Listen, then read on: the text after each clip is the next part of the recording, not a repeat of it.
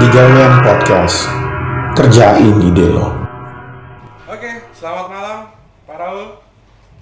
Malam. Ya, selamat malam teman-teman. Kembali lagi bersama saya dengan Hendry dari Digawean. Kali ini kita akan membahas suatu hal yang luar biasa lagi. Tentunya kita punya materi ataupun punya topik yang sangat luar biasa. Kali ini kita punya narasumber dengan Pak Raul Renanda ya Pak ya? Ya. Atau lebih familiar dipanggil Pak Raul ya Pak ya? Ya. Oke, baik Pak Raul. Kalau melihat dari informasi yang diberikan kepada kami, Bapak itu punya gabungan yang luar biasa nih Pak. Dari arsitek, musisi, kemudian ada di kapal juga ya Pak ya? Kalau nggak salah nih. Kalau nggak salah saya rambutnya dulunya gondrong nih, sekarang udah dipotong ya Pak ya? Ya, cut cost. Sudah hemat sekarang. Sudah hemat ya. Yang penting nggak kena efek dari pandemi COVID-19 ya Pak ya. Ya. Baik Pak. Oke, teman-teman, kali ini kita ingin mendengarkan dari Pak Raul tentang profesi arsitek yang dijalani oleh beliau. Nah, Bapak bisa dong ceritain kepada kami, teman-teman semua yang sedang menyaksikan diskusi kita ini, boleh ceritain nggak Pak tentang profesi Bapak sebagai arsitek yang Bapak jalani saat ini? Monggo Pak, silakan. Ceritanya apa ya? Ya ceritanya bingung juga, profesi arsitek mau cerita apa nih? Jadi kira-kira apa yang pengen didengar ya mengenai ceritanya? Jadi kan kalau saya lihat nih Pak, ada beberapa kegiatan yang Bapak lakukan. Kalau saya lihat sih bersamaan ya Pak ya, seperti arsitek, musisi. Ya. Nah, yang paling unik nih Pak, perkapalan Pak. Ya. Nah, boleh nggak Pak, Bapak bisa menceritakan ke kami bagaimana sih Bapak mengkombinasikan antara 3 item tadi yang keilmuan yang sebetulnya ya tidak semua orang bisa, mungkin bisa, tapi ini sangat yang luar biasa. Artinya teman-teman di sini pengen tahu arsitek iya, musisi iya, kemudian dari perkapalan juga iya. Nah, ini seru Pak, karena kadang-kadang kan kita hanya fokus pada satu profesi saja. Arsitek ya arsitek, tapi Bapak bisa mengkombinasikan tiga loh Pak. Mungkin bahkan lebih loh, saya yakin bahkan lebih. Cuman Bapak fokus nih, ada 3 hal yang bisa. Nah itu yang unik itu Pak, bisa ceritakan kepada kami Pak. Oke. Jadi gini mungkin. Kalau kepanjangan potong aja ya. Boleh Pak. Baik. Ya, kalau saya tidak panjang banget soalnya. Ya. Itu begini. Saya coba as possible dulu aja deh. Jadi kalau briefnya kayaknya udah panjang gitu ya. Nanti kalau kurang jelas silakan detailin aja. Baik. Ya, jadi itu begini. Waktu kecil saya ngomong kecil itu saya suka gambar. Intinya saya suka gambar. Ya, mungkin banyak teman-teman juga sama dengan bidang yang sama, juga pasti berangkat dari suka gambar juga. Saya itu perakirakan saya di umur antara 5, 6, 7 ya. Saya tahu banget karena itu kejadiannya sudah kasarnya saya pindah ke rumah baru gitu loh, orang tua saya pindah lah gitu ya. Jadi itu tahun 75 kita mulai pindahnya. Ya, dan itu belum, saya kayaknya belum masuk satu antara kindergarten ke sekolah dasar ya, pertama ya. Jadi antara gitu lah, 5, 6, 7 tahun saya sudah menggambar itu, udah menggambar bahwa nanti saya kalau sudah besar punya gedung sendiri, modelnya saya punya mobil yang saya gambar sendiri, dan ada brand saya di atas gedung itu. Ini kita bicara anak umur segitu ya. Umur segitu. Jadi, ya Pak ya? Umur segitu ya. Jadi umur segitu saya udah fokus bahwa saya nggak mau gambar mobil lain, Kalau saya gambar mobilnya sih gambar saya sendiri. Gitu. Jadi itu kebiasaan itu udah ada gitu. Teman-teman waktu itu bikin gambar superhero lah ya kan? Superman, Spiderman, ya gitu ya. Ada time mungkin awal-awalnya mungkin Spiderman kalau zaman saya waktu itu, ya. Yang lagi bukan awal, maksudnya teman saya itu lagi suka banget sama Spiderman, ya. Jadi bang Superman, Batman udah, Batman. Nah, itu teman-teman saya kita kalau nggak salah dulu antara berlima berenam lah yang suka gambar, ya. Gitu ya. Dan itu lucu tuh sampai SMA tuh kita tuh temenan terus tuh. Dan semuanya orangnya suka sama gitu. Ya. Nah, mereka itu gambarnya itu ya gambar Superman, gambar Spiderman. Saya enggak. Saya bikin toko saya sendiri. Nah, jadi keinginan untuk berbeda daripada yang orang umum itu udah ada dari dulu. Dari ya. Kecil ya Pak ya. Jadi itu udah kesannya bawaan orang. Ya. Nah, itu ada plus minusnya nantinya dalam karya saya juga. Intinya jadi untuk reinvent something, to redesign something itu sudah ada. Waktu saya kecil saya gambar mobil, itu ada mobil kan dulu kan mobil kan atapnya ketutup semua, ya kan, mobil biasa, ya kan. Habis itu kita tahu kan ada mobil convertible kan, ya kan, gitu ya kan, yang apa yang kayak gitu. Saya pikir gimana kalau saya nggak mau bikin dua-duanya, saya bikin mobilnya yang di depan pakai convertible, yang di belakang bisa ketutup. Ya, jadi kita bicara di umur segitu, ya, mentok-mentok kelas 2 SD. Itu ya, itu di mana imajinasi saya sudah liar, saya sudah berkembang gitu. Nah, long story short, ketika masuk kuliah, sebenarnya saya ingin jadi arsitek, ya, ya, sebenarnya keinginan untuk produk desain ada, cuman itu di dunia kita produk desain kurang kuat, gitu. Saya ada jalur seni, saya juga ada, gitu ya. Cuman memang dari kecil orang tua sudah takut sekali sama saya, udah di brainwash lah gitu, jangan jadi seniman. Ya, jadi akhirnya dari teman saya segala macam, udah kamu yang in between lah gitu. Ya, you can have an art part and have a technical part, gitu. Ya, karena saya juga lebih ke fisika orangnya ketimbang ke sosial, walaupun ketertarikan saya sosial cukup kuat sebenarnya. Ya, jadi dia bilang arsitek, balance antara teknik sama art. Ya setelah itu saya jadi arsitek aja terus. Jadi, nah ketika saya mendevelop jadi arsitek pun sebenarnya fokus saya adalah meng-create bangunan-bangunan saya segala macam saya desain. Basically secara karir adalah as a product design. Ya, jadi saya juga bisa tahu teman-teman saya yang berjiwa arsitek sebagai arsitek sebenarnya saya bisa tahu, wah ini teman saya ini arsitek sekali nih gitu. I never put myself as an architect dari dulu, gitu. Ya, it's something yang saya suka. Kalau saya suka banget sebenarnya arsitek, mencintai dunia arsitek yes, tapi in the different kind of the way I see architecture is different with the typical architect that I know. Nah, jadi tapi ya udah ya, mungkin ya memang ya dunia kita begitu, di Indonesia seperti itu, bisa makannya jadi arsitek. Kira saya berkarir menjadi arsitek ya, gitu ya. Karena itu yang usable lah, ya di negara kita itu yang mesti digunakan ya Pak. Mulanya itu kurang kutip ya. Ya, itu masih lagi zaman saya ya. Di konteks itu harus tahu nih gitu ya. Indonesia itu the past 20 years luar biasa. Apa namanya berkembangnya itu, gitu ya. You have no idea what happened with the 20 years ago. So different. So different. Nah, jadi akhirnya jadi arsitek lah yang jadi arsitek ya sampai sekarang yang dibawa karena udah keburu dikenal sebagai arsitek, ya bisnisnya cukup stabil sebagai arsitek, ya akhirnya ya arsitek sebagai base saya untuk berpikir. Nah, di dalam dunia arsitek itu kebetulan sebenarnya kebukanya kepala saya justru itu back to 2012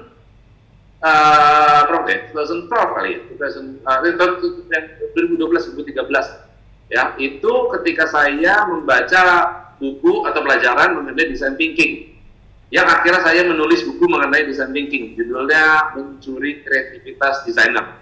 Bukunya masih ada di Google Play kalau mau baca-baca, tapi yang saya tulis itu buku tentang design thinking itu sifatnya yang lebih membumi. Ya, jadi saya itu lebih suka jadi saya punya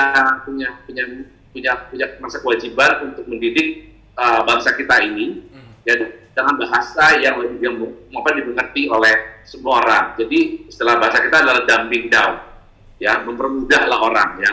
Sebenarnya design thinking for stupid gitu ya, sebenarnya gitu. Nah, jadi itu saya bikin buku itu. Nah, dari buku itu lucunya karena saya bikin buku itu sendiri dan saya sudah mulai ngajar gitu. Saya ada kelas-kelas, ya. Tahun ini juga saya masih ada kelas di Persetan Mulia, belajar mengenai design thinking. Ya itu akhirnya saya terapkan juga ke proses berpikirnya. Nah, semua yang saya lakukan gitu ya, mengenai desain produk, saya bikin piano, saya sekarang memang lagi baru mendevelop kapal, ada juga speaker, sebentar lagi juga akan di launch gitu ya, mengenai speaker, produk desain, ya, terus gue berhubungan juga dengan kegiatan yang lain, saya ada fotografi, saya ada bikin video, itu semuanya proses itu semuanya sama sebenarnya. Jadi ibaratnya kalau orang udah belajar masak, jadi orang itu cuma prinsip masak itu apa sih? Nah, ketika orang sudah proses bikin kelas masak, adalah prinsip masak, prinsip rasa, ya kan? Prinsip rasa, gitu. Kalau orang sudah mengerti namanya rasa, palet, mau bikin apa aja pasti bisa. Udah itu pasti. Ya, nah, jadi core thinking, kalau kita sudah punya core thinkingnya sama, orang bilang dunianya beda-beda, di mata saya semuanya sama, karena prosesnya semuanya sama kok, gitu. Ada ide, ada konsep, ada penulisan konsep, ada gambar kerja, ada pelaksanaan segala macam, itu semuanya nggak ada bedanya itu barangnya itu nggak penting barangnya. Besok saya ada yang nawarin jam tangan, saya bikin jam tangan, sama aja itu sebenarnya. Gitu. Nah, kalau besok saya suruh bikin roket, maybe different, tapi sebenarnya konsepnya pasti sama juga. Ya, jadi sebenarnya nggak ada halangan. Once kita udah bisa membaca pattern daripada proses yang itu semuanya sebenarnya ya bisa dibikin gitu. Jadi buat saya sebenarnya kesannya beda-beda, padahal itu di mata saya semuanya sama. Tapi yang unik ya, teman-teman bisa lihat yang unik bahwa dari Pak Raul, beliau pada waktu kecil itu melakukan suatu perubahan, artinya berbeda pemikiran dari teman-teman yang lain, benar nggak Pak? Berawal dari situ ya Pak ya. Dan teman-teman juga harusnya bisa menyadari bahwa berbeda dengan yang lain itu bukan menjadi sebuah masalah besar, tapi menjadi sebuah keunikan. Contohnya ada di depan kita saat ini Pak Raul, karena beliau tadi menyampaikan bahwa semua itu sama. Yang terpenting adalah kita tahu patternnya, kita tahu seperti apa intinya, sehingga ketika mau apa saja bisa kita lakukan. Benar nggak Pak? Ya. Dan yang paling penting adalah sebenarnya sih, kalau saya bisa sharing ya. Itu adalah sistem pendidikan kita, sistem pendidikan kita dan sistem kultural kita, yang memang saya tidak bilang salah ya, karena memang at that time bangsa kita waktu itu, jadi kita ini ada masa peralihan sebenarnya, gitu ya. Dan pada zaman saya memang pendidikan diperlukan untuk itu, kita butuh workers, kita butuh pekerja, kita butuh skillful orang, jadi semuanya itu dikonform, ya. Terus lalu juga ya kultural, ya gitu ya, kultural juga sangat tidak mendukung orang yang berbeda, ya. Konform itu harus sama gitu ya, semuanya harus ini segala macam, ya. Sesuatu yang sifatnya bebas, coba kita lihat deh, suatu teman-teman kita yang bebas orangnya, yang pikirannya terbuka, yang segala macam, selalu kastanya dianggap lebih rendah. Itu maksudnya lebih kasar, bukan karena kasar sosial ya. Ya, jangan sih lebih malas, lebih ngaco, gitu loh, ya kan? Ya orang yang nggak nurut, nggak ini, itu udah. Dianggap itu udah kepala kita tuh. Udah kepala kita tuh ya. Nah, udah terprogram orang seperti itu. Orang berbeda berarti dia ngaco. Gitu. Orang berbeda berarti dia bisa dipercaya. Nah, itu udah. Saya sampai sekarang udah dapet kayak gitu. Sudah, ya kita ya untungnya kita orang profesional, kita udah punya tools segala macam untuk ngelok semuanya, tapi persepsi itu akan berubah, gitu ya. Jadi orang lihat saya, itu pertanyaan saya, apakah mereka percaya kalau saya bisa jadi menteri? Mereka nggak percaya jadi menteri. Kenapa? Gitu. Udah pasti. Karena tidak boleh berbeda, karena tidak boleh gitu ya kan, mengeluarkan pendapat, gitu. Itu memang udah konform, udah begitu lah. Ya. Udah itu. Jadi udah benar negatif duluan itu apapun juga itu ya. Tapi kembali lagi tadi bilang bagaimana kita mentwist ini menjadi sesuatu yang positif, gitu ya.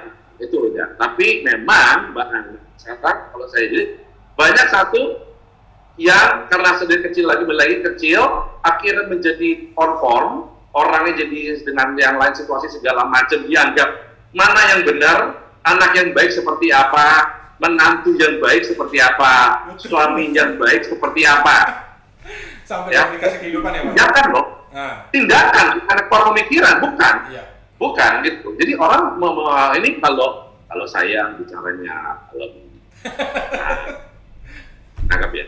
Nah saya ini percaya pasti jadi bapak yang baik karena jadi nggak asik Pak. Jadi nggak asik. Ya, bisa melihat, ya gitu ya. Siapa kita itu sangat ditentukan oleh masyarakat oleh how we react itu. Ya itu yang menarik ya. Yeah. Nah itu jadi contohnya. Nah kembali lagi keputusan kita gitu loh. Kita punya keputusan di sini. What kind of life that you want to live itu penting. Nah, saya in my own time itu ya mungkin the past 10 years gitu, saya melakukan perubahan besar gitu. I want to live in my dream. Jadi mimpinya mana? I'm living my dream.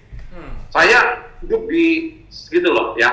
Apa namanya? I'm not saying it's better daripada misalnya saya menjadi kan kami dalam kutip arsitek yang tanda kutip ya bahasanya ya arsitek kantoran lah gitu lah istilahnya lah bahasa umumnya gitu ya it's not bad gitu ya it's that tapi no I want to live that. Nah itu keberanian untuk kembali lagi mewujudkan siapa kita tanpa ada judgement daripada orang luar dari keluarga dan segala macam itu yang sebenarnya menghambat kita sebetulnya. Jadi saya rasa sih kalau kemampuan saya juga ada yang lebih daripada yang lain. I'm a C student dari dulu. You have to remember that, gitu loh. Saya bukan orang brilian, gitu. Cuman saya orangnya, saya lihat saya ya berani mengambil keputusan yang tidak umum aja gitu ya. Itu aja sih. Berarti teman-teman bisa lihat bahwa menjadi berbeda itu tidak masalah. Dan yang kedua adalah keberanian dalam mengambil sebuah keputusan. Karena apa?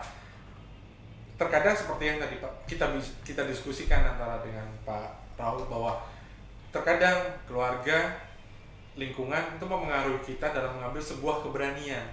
Tapi perlu diingat, jika memang kita ingin menggapai sebuah mimpi kita harus berani mengambil sebuah keberanian untuk mengambil sebuah langkah dan mewujudkan itu. Benar nggak Pak? Benar, tapi juga berani bukan berarti nekat. Ya, dengan catatan ya. Nekat itu bodoh. Ya, jadi itu beda ya. Makanya harus jadi stuntman. Stuntman itu orang pinter loh. Stuntman bukan orang bodoh loh. Ya, Kak. Ya. Dia harus mempelajari semua bagaimana trik dan juga dipelajari semuanya. Kalau jatuh gimana? Kalau jatuh dengan aman. Ya, semua yang saya lakukan semuanya saya sudah mempersiapkan kalau gagal ini gimana, gitu. Saya sudah tahu gagal. Ini misalnya gini, ini 2 minggu lagi besok saya memasukkan 2 minggu lagi saya ada pameran lukisan saya. Di mana tuh Pak? Ya, online. Art Jakarta gitu. Itu acara cukup besar sebenarnya.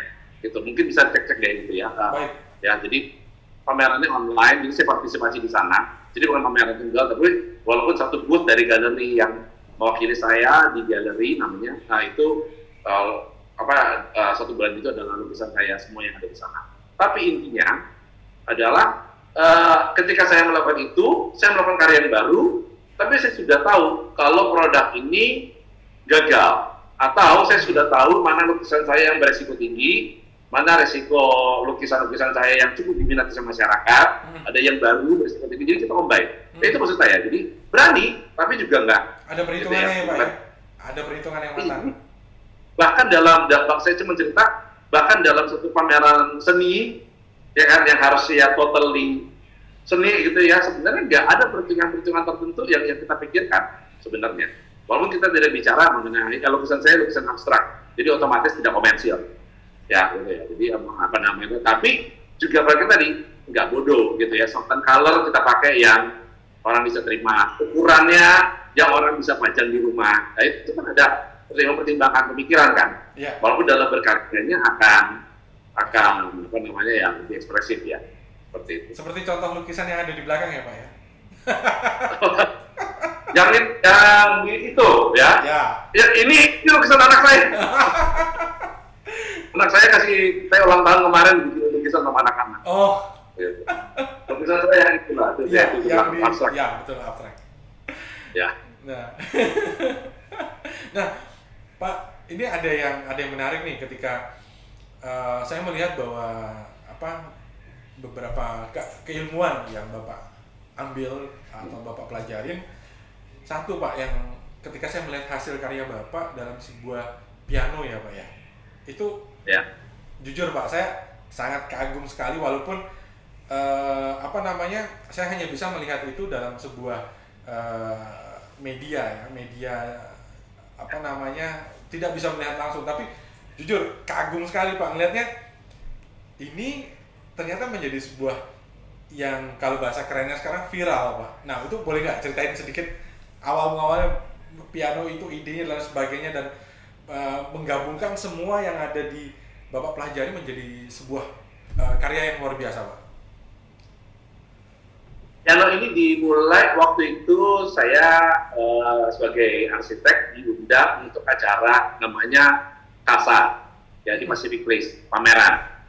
Biasanya kita para desainer diberikan satu zona untuk memberikan art installation. Art installation itu semacam kayak showcase kayak semacam desain. Jadi kayak dikasih ruang 3x3, 3x5, terus kamu bikin sesuatu yang keren banget deh.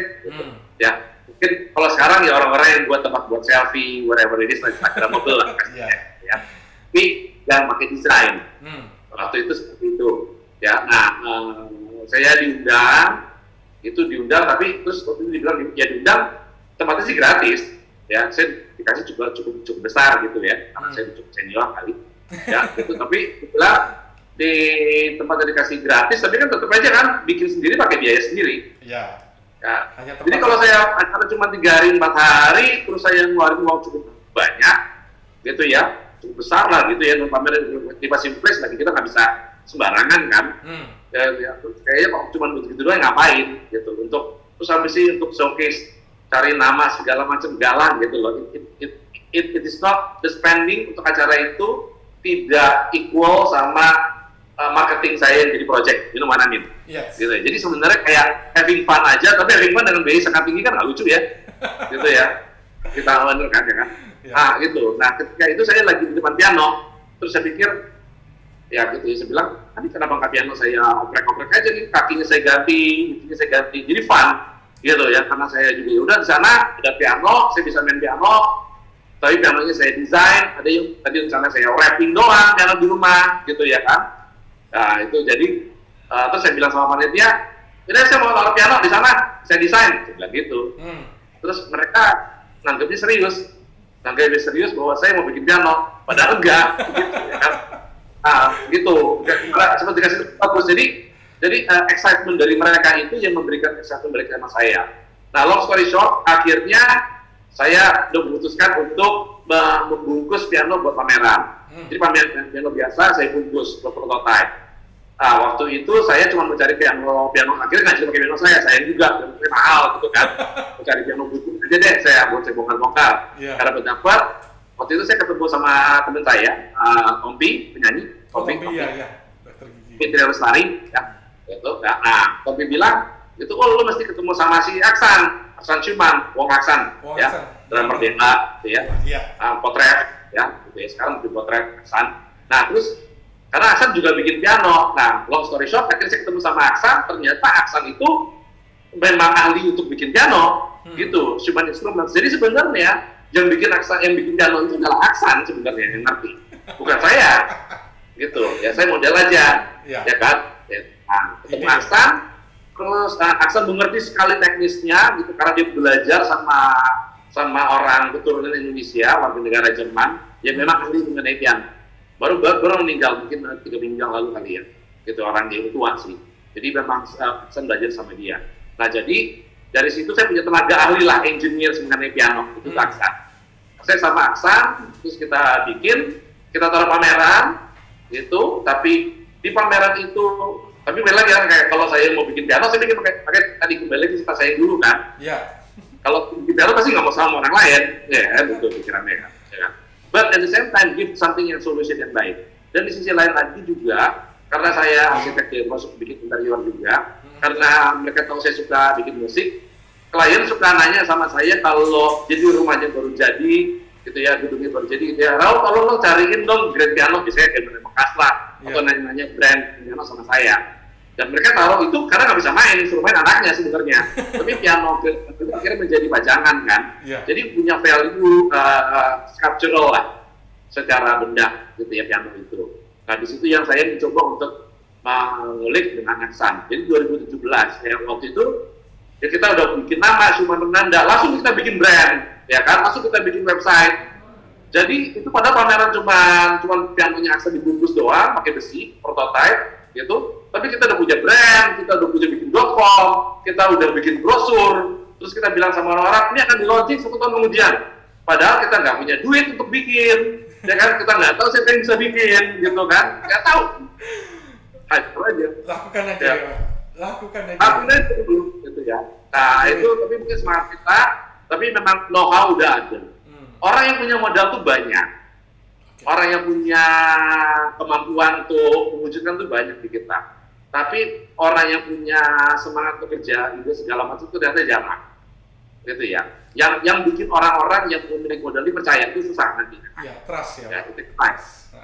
Ya. Muter-muter akhirnya dapat ya perusahaan furniture yang saya dulu pernah kerja bareng juga sama mereka gitu untuk proyek saya. Saya bilang mereka bikin piano segala macam, bikin mebel kan kayu kan. Iya. Saya perlu bentuk kayu. Nah saya ketemu gitu, terus yang namanya Saniato di Semarang. Ya wes deh, kita bantuin deh, gitu kan, kita modalin kamu untuk bikin segala macam, gitu ya kan. Gitu. Jadi intinya ya udah dengan ada mereka modalin, gitu. Jadi unitnya itu bukan punya saya, unit barangnya ya. Iya. Ini mereka, gitu ya. Kalau barang ini kejual, kita sharing profit, gitu sebenarnya. Cukup simpel, nggak ada yang aneh-aneh. Ya ini Jaya gitu. Tapi yang namanya brand apa segala macam bisa dipercaya. Ya. Gitu ya. Jadi, sebenarnya kalau mau begitu itu kan mirip dengan saya itu bekerja sama dengan developer rumah. Ya kan? Dia yang punya tanah, dia yang punya bangunan, ya kan? Ya wes, saya jadi sebagai arsitek nggak usah dibayar deh jadi arsitek deh, gitu kan? Saya gambarin deh rumahnya, ya kan? Saya bikin marketingnya, ya kan? Nanti kalau laku, ya kan modalnya, ya profitnya kita sharing. Kan itu kayak, jadi itu saya bilang tadi, patternnya itu nggak ada yang beda sebenarnya sama yang lain. So simple sebenarnya gitu, ya. Nah jadi seperti mereka, saya lihat ada market, walaupun memang marketnya kita memang tidak di Indonesia, ya, tidak ada rencana untuk menjual di sini. Di sini adalah side effect. Ini memang harus dijual. Karena piano ini kita tahu dari awal secara speknya apa segala macam itu dalam tanda kutip udah world class dan terbaik. Jadi harganya memang nggak bisa murah. Sementara orang kita apresiasinya belum sampai di level itulah istilahnya gitu. Ya mirip private jet gitu lah ya kan, susah kan, dari Indonesia kan. Istilahnya lah ya mesti ada, tapi belum kultural ya kan. Nah itu jadi itu yang muncul akhirnya kita 2 tahun sampai 2 tahun mendevelop mati-matian segala macam itu, dan itu prosesnya luar biasa. Nah ini balik lagi, jadi proses pembuatannya juga orang pikir mungkin kasih gambar jadi segala macam ya kan, it's a hard work susahnya minta ampun ya gitu. Dan kita akhirnya tidak bikin piano yang beda aja, tapi kita juga solution. Jadi saya ngeliatin Aksan ketika setting sistemnya segala macam dia setengah mati untuk buka. Jadi bukan stem ya, orang tahu stem piano kan, ya kan, udah enggak semuanya cocok diangkat semuanya, turun mesin lah, kayak gitu ya. Ya kalau dia tuh kan karena dia ahli pengerja piano, dia turun mesin. Nah, saya ngeliatin untuk bikin itu dia punya 1, 2, 3, 4, 5 step untuk bisa nurunin mesin. Banyak juga ya stepnya yang gitu ya. Kalau sama saya cuma 2. Jadi kita juga kasih solusi yang udah 100 tahun lebih yang mereka pernah ubah, gitu ya. Kita enggak, buka ini, buka atas, beres, langsung mesin terangkat. Jadi bukan cuma orang pianonya itu bukan masalah modal jual, tapi di same time kita keep the solution juga, gitu. Juga mengenai sistem akustik pianonya juga agak beda. Jadi ada beberapa yang kita sama jalan gitu, dan Aksan kebetulan orangnya sama dengan saya, sama persis gitu ya karakternya gitu. Ya kenapa nggak begini, kenapa nggak begitu gitu. Nah kalau saya punya partner yang orangnya kayak tadi konform tadi itu, nggak bisa selalu begini, ya kan? Harus begini. Nah itu susah tuh. Ya karena itu kan Aksan punya karakter sama saya cukup sama gitu ya. Kita bilang, San, kenapa nggak diginiin? Jadi diginiin aja yuk. Ya udah cek kerjain cuma tes gitu loh. Coba berani salah ya. Jadi salah itu adalah bagian dari proses untuk jadi benar. Intinya jadi benar, tapi proses itu kan banyak macamnya ya Pak ya, banyak jalannya. Iya. Iya kan? Iya. Dan kita tahu pasti kita bikin salah. Iya, tapi kita salah coba. kita jadi tahu kan Pak. Oh jadinya begini. Ya, kayak orang kerja di lab kan. Iya. Sama kan dengan kerja lagi. Tes, coba, prototype, ngakol, review lagi kan. Iya, Terus aja terus. Nah, sampai jadi yang sempurna. Sebenarnya seperti itu kan. Betul. Cuman kan kadang seperti yang tadi Bapak bilang, jangan deh, pakemnya begini. Nah, karena kita ini ya nggak bisa, kenapa nggak? Ya begini aja coba. Ya kita coba gitu kan. Ya enggak, SOP-nya begini. Ya, bisa memahami Pak. Artinya kadang-kadang memang kita harus berbeda dengan yang lain itu, ya seperti yang tadi Bapak bilang, dianggap agak sedikit aneh, kemudian ya agak di bawah. Padahal kultur kita konsumtif. Kita nggak sadar, orang bilang itu bangsa kita dijajah sampai sekarang. Jadi pokoknya setiap ini. Sekarang kamu punya duit berapa? Kamu punya duit berapa? Dihitung mana uangnya untuk beli barang sama untuk bikin barang. Think about it. Nah, teman-teman, uangnya habis untuk beli sepeda. Padahal bisa bikin sepeda. Iya nggak Pak? Padahal bisa bikin sepeda. Iya. Dan itu jadi ya kan? lebih murah kan dibanding kita harus beli sepeda. Yang luar biasa. Sepeda. Tapi kan bahan dari karbon, kan kita dari besi. Ya kan gitu kan.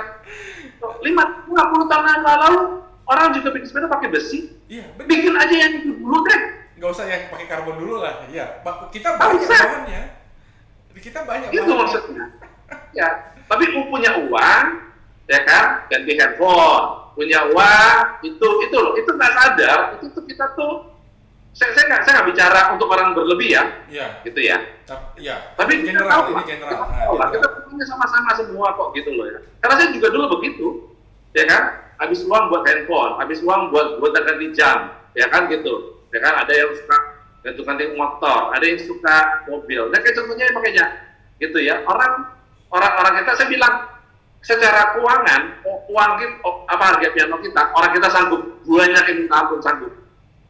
Tapi mereka lebih seneng ganti Mercy dibanding itu daripada uangnya untuk mendukung industri kita. Habis itu ya, mereka keluar negeri kan, kita ngomong COVID kan, itu ngomong, kok orang Indonesia nggak ada yang begini ya elunya begitu ya nanti nangkep kan ya gitu ya. Asik if you see tapi itu udah sih cuma sharing bahwa itu yang kita hadapin gitu. Kita hadapin ya udah nggak apa-apa, karena memang otaknya walaupun uangnya banyak, kemampuannya, pemikirannya baru sampai situ. Nah itu yang sebenarnya kita harus rubah. Makanya kenapa orang nanya kenapa saya bikin piano saya bikin itu supaya ada omongan kayak begini. Saya ada acara ini and you are telling the story to the audience, supaya audience ngerti. Bikin apa aja, masa bikin handphone enggak kok, bikinlah rantang yang bagus, bikinlah piring yang bagus, banyak kok hal yang nggak usah aneh-aneh gitu ya. But start make something. Orang Indonesia itu start make something, don't spend. Make, build. Ini harus dari sudut pandangnya Bapak, kita bisa berubah kah? Kalau saya kata-katain sih mesti berubah. Harus berubah ya Pak ya? Kalau saya kata-katain ya. Orang kita tuh gitu. Ya, mesti dihina dulu. Baru. Ya. Jiwanya. Panas, ya kan? Panas gitu. Ya saya mesti kayak gini aja. Jadi saya cuma cerita sharing as a friend waktu audiensnya ada segala macam gitu ya. Nah, pas lagi saya udah begitu segala macam, itu teman-teman yang teman-teman yang mirip backgroundnya kayak saya, sebenarnya banyak. Banyak lah, yang nonton juga banyak lah, teman-teman pasti yang lihat ini pasti banyak lah gitu. Pas saya dulu Instagramnya langsung, dia bikin ini, dia bikin konsep ini. Nah, itu panas sama saya kan? Iya. Gitu kan? Ya kan? Gitu loh ya. Memang Raul aja bisa, gue juga bisa. That's the whole idea. That is my point, to provoke something good. Namanya inspirasi. Iya. Memberikan Jadi inspirasi bagus, adalah memprovokasi sesuatu yang positif. Iya, jadi bagus. Nah, orang jadi penasaran. Iya, jadi Iya. bagus kan akhirnya. Artinya Iya. Gitu. tapi sebetulnya ya Pak ya, sebetulnya tidak perlu Bapak kata-katain lah istilahnya. Harusnya memang sudah timbul ya kan? Karena emang benar kita itu ya konsumtif. Kita nggak bisa pungkirin itu kan Pak. Kita benar-benar konsumtif. Harus dikata-katain. Baru jiwanya Kenapa timbul. Kenapa begini? Nah, gini. Ya, kata-kata itu pakai kutip lah ya, Ya. gitu ya. Karena pasti nggak bodoh lah. Ntar maksudnya kata-kata ini sih apa ya? Jelek lo, ya. Gitu.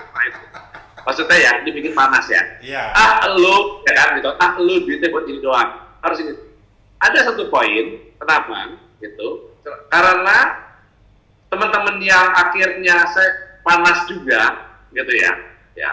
Panas juga. Panas tuh nggak perlu negatif kan? Iya, betul. Ya benar dong, ya kan gitu. Nah, Raul bisa lari sekian, saya mau lari lebih cepat karena panas untuk ngalahin saya, which is positif. Ya kan, kalau saya lari, dia mau lari bisa dijegal, jahat tuh namanya. Ya, nggak baik, nggak baik.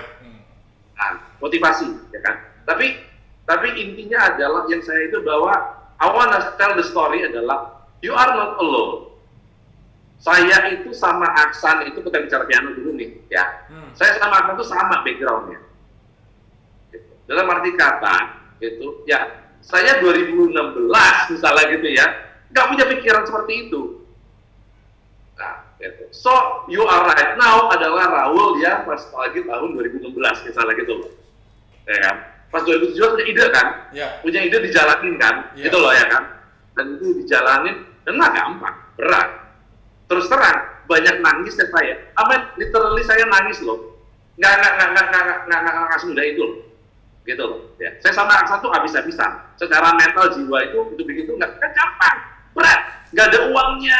Banyak orang yang ngata-ngatain. Banyak orang bilang nggak mungkin. Banyak. Jangan salah. Memandang dari sebelah mata saja.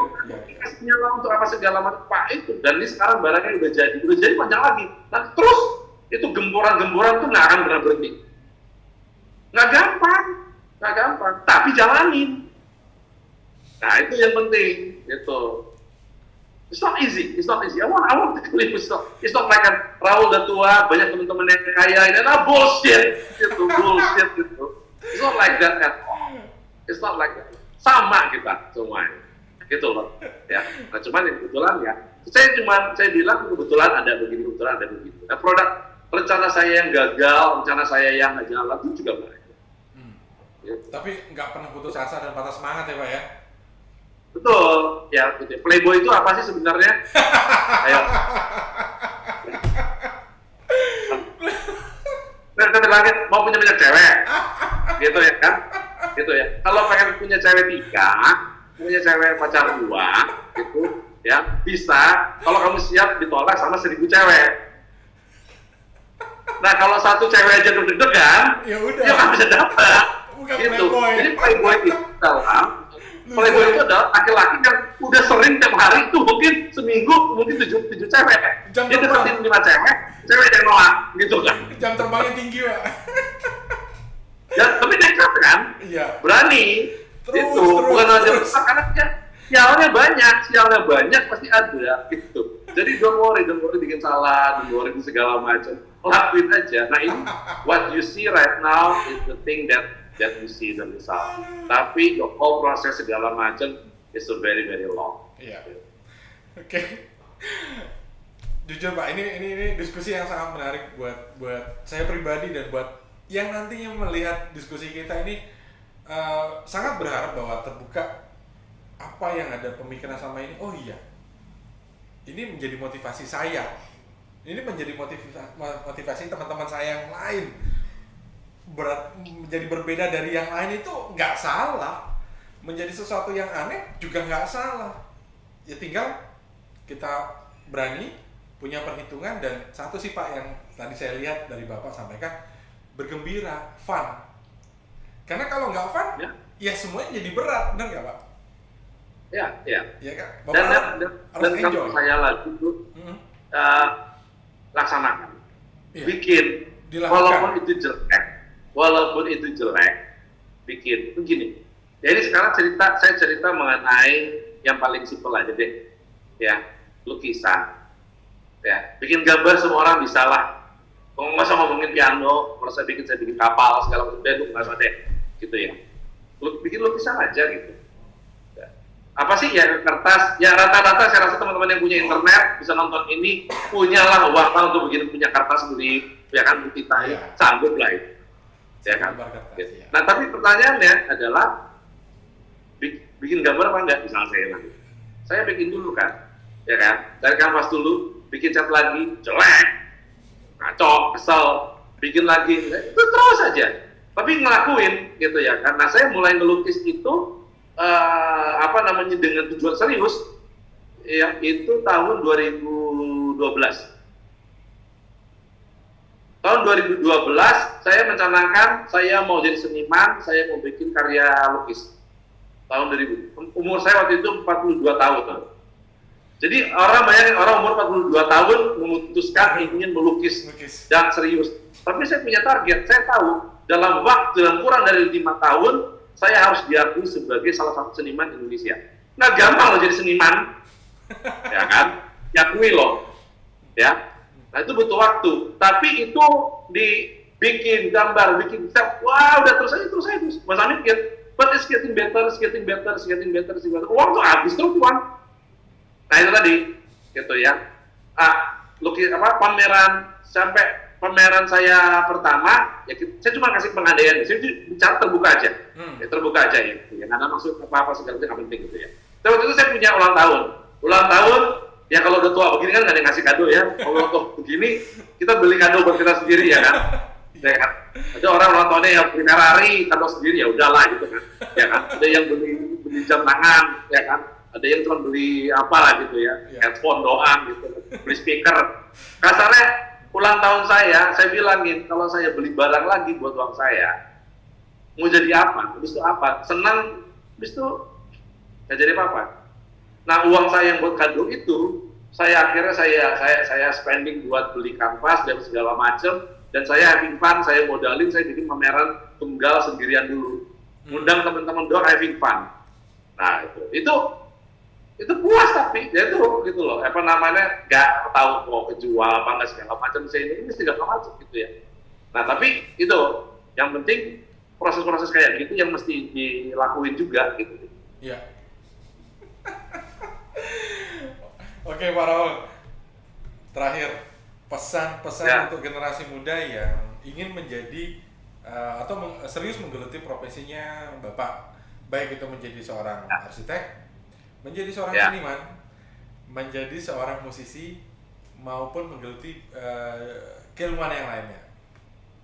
Boleh Pak diberi ya semacam ujangan ataupun petuah bijak buat mereka nih, buat teman-teman kita nih. Ya, idealisme atau mimpi atau cita-cita itu hanya dapat diwujudkan bila kita punya power. Pertanyaan, keywordnya adalah power. Power to do something yang kita pengen. Nah, power ini apa sih? Secara paling gampang ngomong, power ini adalah uang. Tapi power itu bukan hanya uang. Power itu adalah ilmu is a power, network is a power, opportunity is a power. Ya, gitu ya. Nah, jadi banyak saya dan saya untungnya karir arsitek saya cukup berjalan dengan baik. Gitu ya. Jadi walaupun saya tidak punya berlebihan, tapi ya tenggat saya nggak pernah kurang. Dan arsitek itu cukup stabil lah secara karir. Ya, jadi walaupun saya menggeluti segala macam, saya beda sekali. Jadi saya bilang ketika saya melukis umur 40-an dengan saya melukis umur 20-an, Bisa jadi lebih bagus hasil saya ketika saya umur 20-an, karena lebih murni. Mungkin. Tapi at that time saya belum punya power. Jadi, ini juga pesan saya sama anak saya segala macam gitu ya.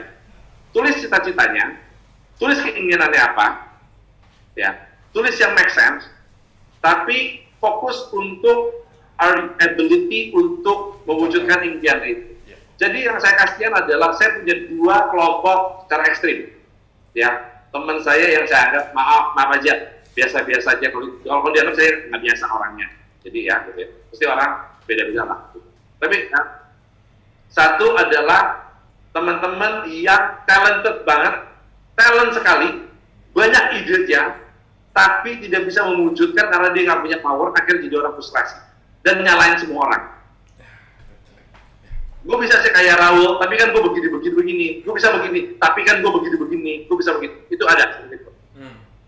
And you know what? Itu omongan itu dari umur 20-an, mungkin sampai nanti kita udah tua umur 70-80-an.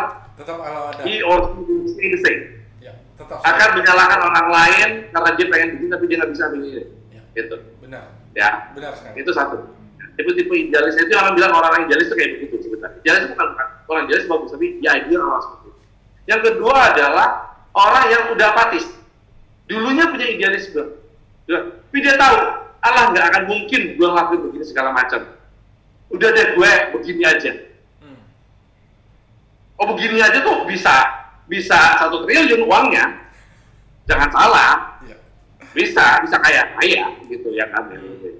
Saya udah pernah ketemu orang umur 20-an, usaha sendiri, duitnya triliun, ada, usaha sendiri loh. Tapi, that is not cita-citanya dia. Kaya raya, apa segala macam, memilih hidup untuk sebagai pragmatis.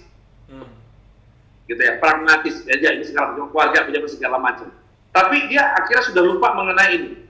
By the end of life, segala macam, hidupnya jadi meaningless. Karena uang itu udah nggak ada rasanya lagi. Ada yang kurang.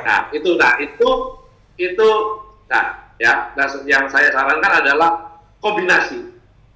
Menjadi orang yang ini dulu, ya, yang mencari power, dari koneksi, punya segala macam ini, tapi jangan lupa cita-citanya.